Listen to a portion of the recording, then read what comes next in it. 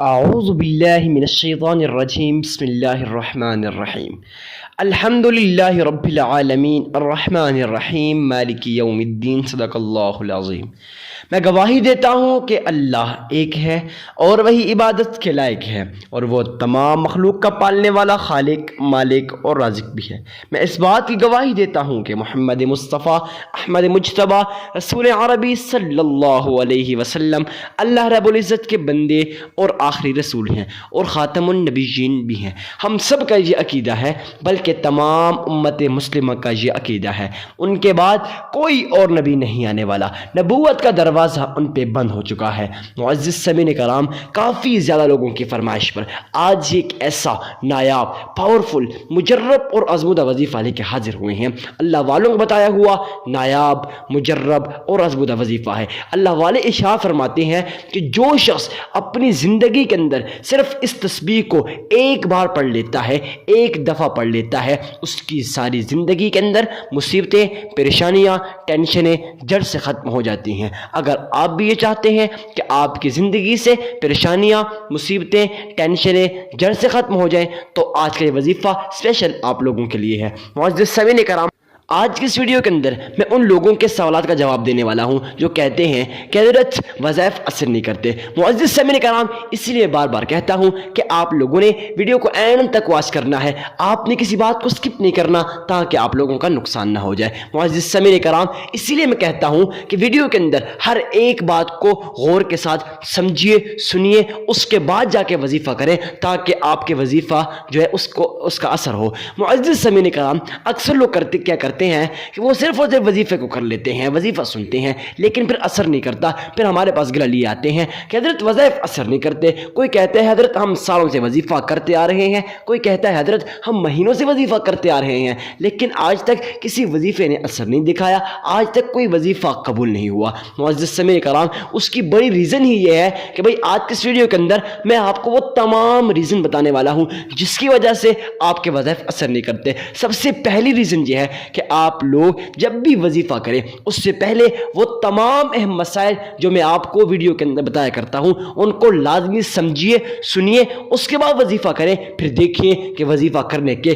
کتنے زیادہ فضائل ہیں، کیا کمالات و برکات ہیں۔ معزز سامعین کرام، آپ لوگوں کے زیادہ ٹائم نہیں لوں گا، چلتے ہیں آج کی اس ویڈیو کی طرف۔ معزز سامعین کرام، آپ لوگوں نے اللہ کے حضور سب سے پہلے یہ 3 کام کر لینے ہیں، اس کے بعد وظیفہ کرنا ہے، پھر دیکھیے گارنٹی میں دوں گا آپ کو یہ وظیفہ 100% قبول ہوگا۔ معزز سامعین کرام، وہ 3 کون سے کام ہیں؟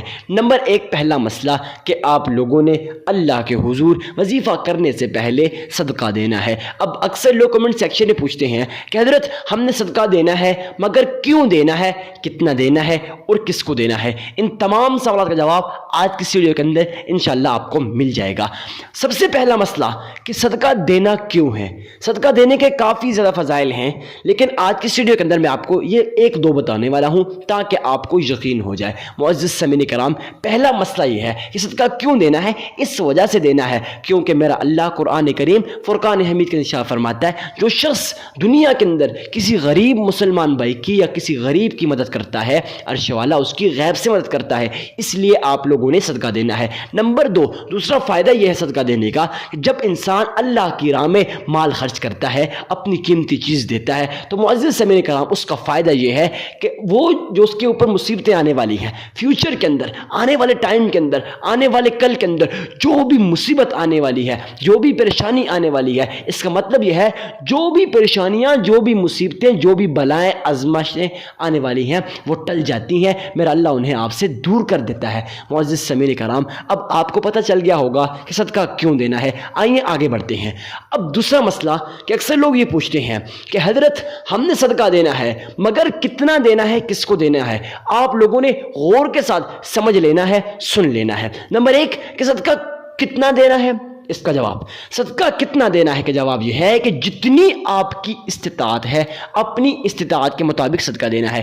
اگر آپ لوگوں کی استطاعت 1 روپے 1 آنے کی ہے آپ وہ بھی اللہ کی راہ میں خرچ کریں، لیکن ایک بات آگے چل کے میں آپ سے شیئر کروں گا، اس پہ عمل کرنا ہے ورنہ صدقہ قبول نہیں ہوگا۔ اب دوسرا مسئلہ یہ ہے کہ بھائی ہم نے صدقہ جو دینا ہے کس کو دینا ہے؟ تو سنیے، صدقہ کسی غریب، کسی مسکین، کسی عاجز، کسی فقیر اور کسی لاچار کو دینا ہے۔ معزز سامعین کرام، میں تو یہ کہوں گا سب سے پہلے اپنے گھر کے اندر دیکھیں، اگر کوئی غریب ہے، کوئی مسکین ہے، کوئی عاجز ہے، کوئی فقیر ہے، کوئی لاچار ہے، کوئی ضرورت مند، کوئی حاجت مند ہے، ان کو صدقہ دیں۔ اگر گھر کے اندر نہیں ہے پھر پڑوسیوں کے اندر دیکھیں، رشتہ داروں کے اندر دیکھیں، دوستوں کے اندر دیکھیں، عزیز و اقارب کے اندر دیکھیں، پھر محلے کے اندر دیکھیں، اگر وہاں بھی نہیں ہے پھر باہر دیکھیں۔ معزز سامعین کرام، سب سے پہلے آپ لوگوں نے جو میں نے آپ کو بتایا ان لوگوں کو دیکھنا ہے، ان میں کوئی غریب ہو، کوئی مسکین ہو، ان لوگوں کو آپ لوگوں نے صدقہ دینا ہے۔ آئیے اب میں آپ کو وہ بات بتانے والا ہوں جو میں نے آپ کو کہا تھا کہ اگر آپ لوگ اس بات کو سمجھتے نہیں ہیں،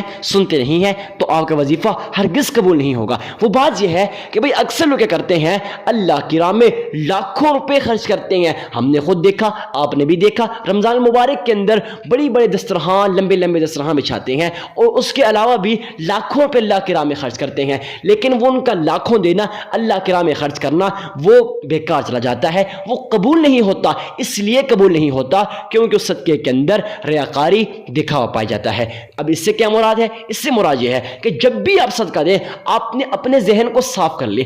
آپ کے ذہن کے اندر یہ خیال کبھی نہیں آنا چاہیے کہ بھائی لوگ مجھے اللہ کا ولی کہیں گے، لوگ مجھے سخی کہیں گے، لوگ مجھے متقی کہیں گے۔ سوری اتنا ٹائم نہیں ہے، انشاءاللہ ابھی میں آپ کو بتانے والا ہوں صرف شارٹ۔ نمبر 1 مسئلہ تو یہ ہو گیا، ٹھیک ہے۔ نمبر جو دوسرا مسئلہ ہے، آپ لوگوں نے وظیفہ کرنے سے پہلے آپ لوگوں نے درود ابراہیمی کو پڑھ لینا ہے۔ اب سوال پیدا ہوتا ہے کہ اگر درود ابراہیمی کو پڑھنا کتنی بار ہے، کہاں بیٹھ کے پڑھنا ہے؟ اور دیکھیے سنیے، درود ابراہیمی کو صرف اور صرف 3 بار پڑھنا ہے۔ کہاں بیٹھ کے پڑھنا ہے؟ گھر کا کوئی کونا ہو یا پھر کوئی ویران جگہ ہو، کوئی ایسی تنہا جگہ ہو جہاں آپ کا تعلق آپ کے رب کے ساتھ جڑ جائے، وہاں بیٹھ کے آپ لوگوں نے درود ابراہیمی کو پڑھ لینا ہے۔ کیسے پڑھنا ہے آئیے میں آپ کو پڑھ کے بتا دیتا ہوں۔ اللہم صلی علی محمد وعلی آل محمد کما صلیت علی ابراہیم وعلی آل ابراہیم انک حمید مجید۔ اللہم بارک علی محمد وعلی آل محمد کما بارکت علی ابراہیم وعلی آل ابراہیم انک حمید مجید۔ معزز سامعین کرام، اس طرح سے آپ لوگوں نے 3 بار درود ابراہیمی کو پڑھ لینا ہے۔ اب دوبارہ سنیے، سب سے پہلے صدقہ دیں، اس کے بعد آپ لوگوں نے 3 بار درود ابراہیمی کو پڑھ لینا ہے۔ اس کے بعد آپ لوگوں نے حسبنا اللہ نعم الوکیل 313 بار پڑھ لینا ہے۔ اس کے بعد پھر 3 مرتبہ درود ابراہیمی کو پڑھ لینا ہے، آپ کا عمل مکمل ہو جائے گا۔ عمل پھر سنیے، سب سے پہلے صدقہ دیں، اس کے بعد درود ابراہیمی 3 بار پڑھیں، اس کے بعد حسبنا اللہ نعم الوکیل 313 بار پڑھیں، اس کے بعد پھر آخر میں 3 بار درود ابراہیمی کو پڑھیں، آپ کا عمل مکمل ہو جائے گا۔ میں یقین کے ساتھ کہتا ہوں آپ کو یہ ویڈیو بہت ہی زیادہ پسند آئی ہوگی۔ ویڈیو کو لائک کر کے چینل کو سبسکرائب کرنا مت بھولیے گا۔ ملتے ہیں کسی نیکسٹ ویڈیو میں، اجازت دیجیے اپنے بھائی کو، تب تک کے لیے اللہ حافظ۔